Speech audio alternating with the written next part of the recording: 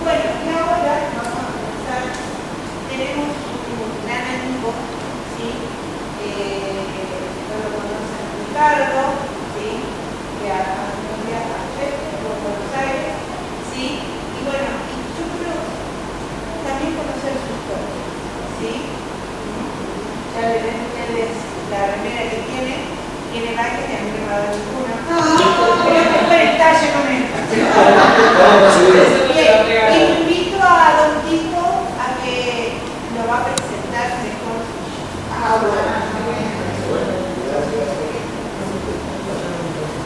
Buenas noches. Hablar de historia para un docente responsable resulta siempre un desafío. ¿Qué y cómo enseñar los hechos pasados? Porque enfocar la historia es difícil siempre, porque los argumentos pueden ser discutibles. Con el general San Martín es más fácil, porque casi todos coincidimos en que fue un gran libertador de pueblos. Con el doctor Manuel Belgrano ya es diferente, porque lo recordamos más como militar y creador de la bandera, más como pensador, educador, gran patriota y hasta economista. Nos enseñaron en la escuela primaria que el justo José de Urquiza fue muy bueno, que Juan Manuel de Rosa fue muy malo, y que Sarmiento fue un gran maestro. Con el paso del tiempo comprendimos que en la historia nada es tan blanco ni tan negro. Y por otros datos y documentos de la época, a los Domingos Faustino, cuando fui maestro, nunca lo pude recordar con respeto, ni aún el día del maestro. Esto entre nosotros. Yo lo cuento ya. Para mí Sarmiento fue una persona soberbia, violenta, cruel y hasta asesina de vida. Lo que menos hizo en su vida fue ser maestro. Seguramente fue un político importante que dio gran impulso a la organización y a la creación de escuelas y nos dejó en Entre Ríos, por ejemplo, la Escuela Normal de Maestros de Paraná. Resumiendo, lo que sabemos de nuestra historia pasada es parte de lo que nos enseñaron los docentes, lo que leímos en libros o documentos, lo que dejaron escritores y periodistas, que generalmente no fueron testigos del suceso. Creo que esta noche la historia será diferente, porque nos hablará un actor y testigo de una guerra nuestra, que ha sido narrada de forma incompleta, ocultando una parte importante y fundamental para el desarrollo de las operaciones del Atlántico Sur en el año 1972. Tiene la palabra el veterano, soldado clase 1923, Ricardo Gustavo Cámara. Muchas gracias, Tito.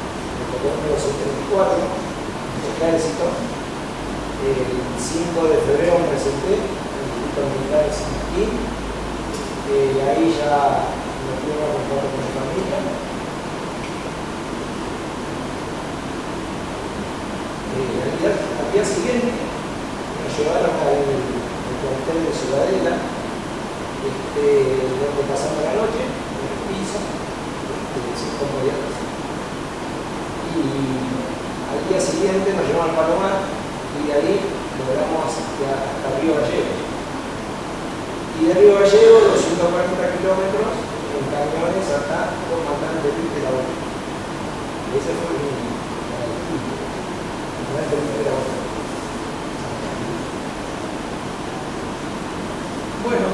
comenzaron las instrucciones, nos llevaron a 2 kilómetros del pueblo, el lugar que se llama Chico, ahí tuvimos las discusiones, teóricamente eran 60 días, pero fue interrumpida el 2 de abril, donde nos juntaron a todos y nos llevaron al cuartel, entonces todavía no habíamos disfrutado, nomás que una semana que llegamos a cumplir. Y nos reunieron a todos en la sala de armas y dijeron que se armó una guerra con Inglaterra, cosa que nosotros desconocíamos a 18 años, que era la Malvinas por el pueblo napoleón. Unas ilusiones nos hacían compartir con un eco con bandera chilena, la guerra teóricamente iba a ser con Chile. Bueno, nos subieron a los camiones y salimos de nuestro batallón. Yo pertenecía al batallón ingeniero de combate de 131. Nos llevaron hacia la costa del litoral marítimo, Puerto San Julián, se llama, donde estudiamos la base, donde hicimos Pozo Zorro, donde hicimos un acantilado que se llamaba Cabo Curioso. Ahí cada 20 metros había un Pozo Zorro con 2 soldados acantilados, con armamento antiaéreo, bueno, con mucho armamento, que nosotros mismos llevamos como el camión cuando salimos de la UNA. Bueno, ya sabíamos que estamos en guerra, había que custodiar la costa.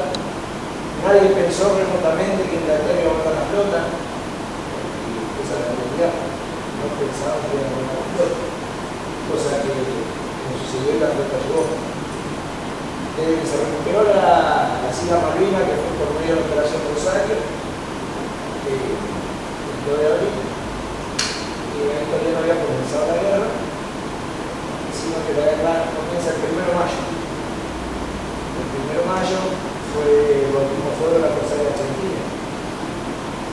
También quería decirles que Inglaterra tenía 2 portaaviones muy poderosos, el Sheffield y el Gallagher. Eran 2 portaaviones muy grandes.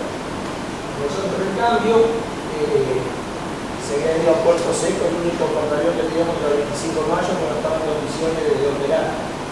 Entonces, toda la guerra se operó las selvas aéreas. Desde Trelew hasta Ushuaia, en Río Grande, las selvas aéreas. Desde ahí despegaban los aviones que nosotros custodiamos, en el caso de San Julián.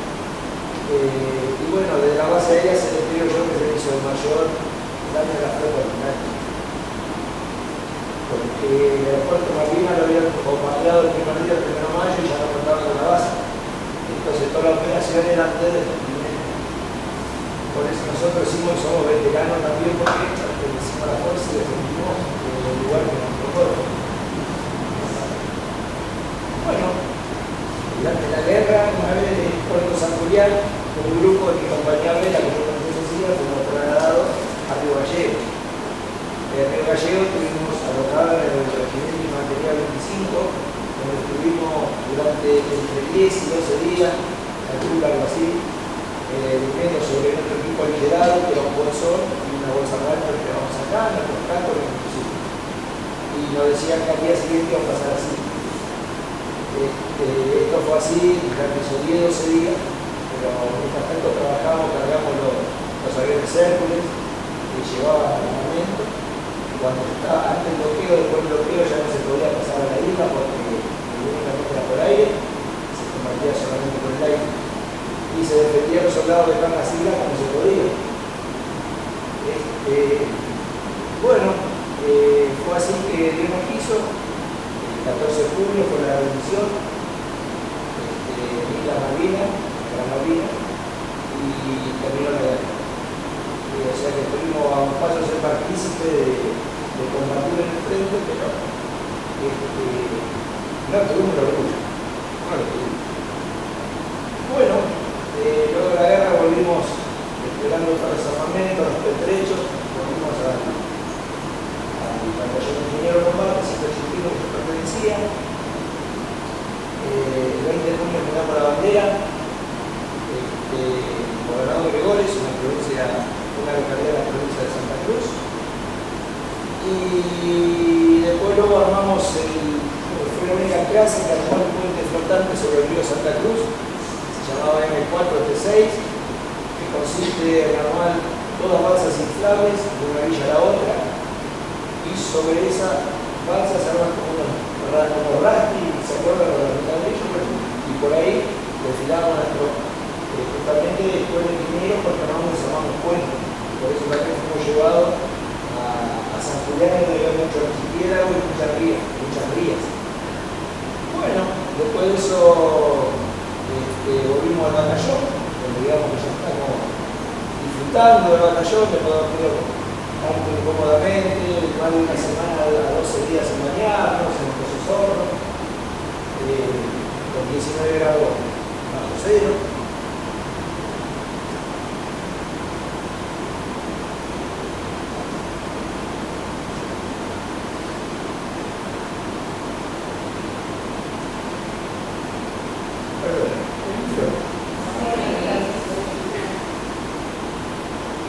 Bueno, después tuve la suerte de que el 14 de agosto pude salir a la primera baja de la clase, quedando bajo bandera por norma militar. En caso de algún acontecimiento había que volver a batalla. Enterarme que era veterano, por emoción me olvidó algunos detalles. Cuando estábamos en Cabo Curioso, el día 30 de abril, siendo las 11 de la noche, estamos haciendo la guardia en el acantilado, porque tengo una idea que mucho más alto que esto y allá abajo está el océano, serán como 15, 12, 15 metros del acantilado, y uno de los soldados guardia, ya le dio todo custodiado, no podía estar en el bien, que hicieron, dio la voz al cabo cuarto, que había visto luces moviendo centro por abajo, por la playa. Noche mucha bruma, esa noche había interferencias radiales, por el radio operador nuestro no podía operar la radio porque había mucha interferencia, y divisamos antes de la nocheta que había un barco a varias millas desde la costa. Después nos enteramos de un tiempo que el barco inglés que hacía interferencia justamente para que podíamos nosotros referencia hacia la luna. Bueno, en Cabo Puerto digo que ahora no fuego, se abrió fuego, yo tenía un motor de FAB, y el cargador de tiros, por el canadiense de 2000. Esa noche no me dejaron bajar, dijeron que un soldado iba a ver lo que había pasado abajo. Nosotros estamos seguros que era un soldado porque los lobos marinos andaban con la luz en la cabeza, se ocultó todo, y al otro día informaron todo y nos dijeron que estaba prohibido de hablar y lo podemos hacer. Nos callaron acá. Bajaron del cuadro a ver la playa y nunca hay problema. No sabemos si le tiramos a una rana, que es lo que nosotros suponemos, y después por el tiempo nos dio la razón y lo vimos libro de guerra de los ingleses. Cuando empieza la guerra, de las 0 horas hasta las 24 se cuenta todo lo que pasa en cada lugar. Y hoy en día están todos los libros de guerra desclasificados, en 2015 se desclasificaron los libros de guerra, y está todo narrado lo que pasaba minuto a minuto, y ahí está escrito en el libro de guerra de la 7ª Brigada Aérea lo que aconteció aquella noche.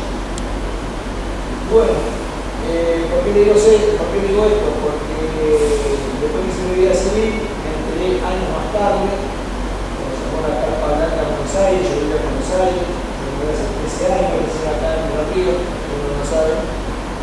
Y por los años, uno antes no tenía un celular, la tecnología, las redes, entonces estamos informados totalmente. Cuando yo tuve el sur, una carta tardaba más o menos 20 días en llegar, y la primera carta de mi madre me llegó después de la guerra. De la guerra, en 1984, salieron las primeras leyes. El gobierno tardó 2 años en quitar las primeras leyes. La 23.109 fue la primera ley que nos amparaba todo y éramos todos veteranos, tanto que estaban así.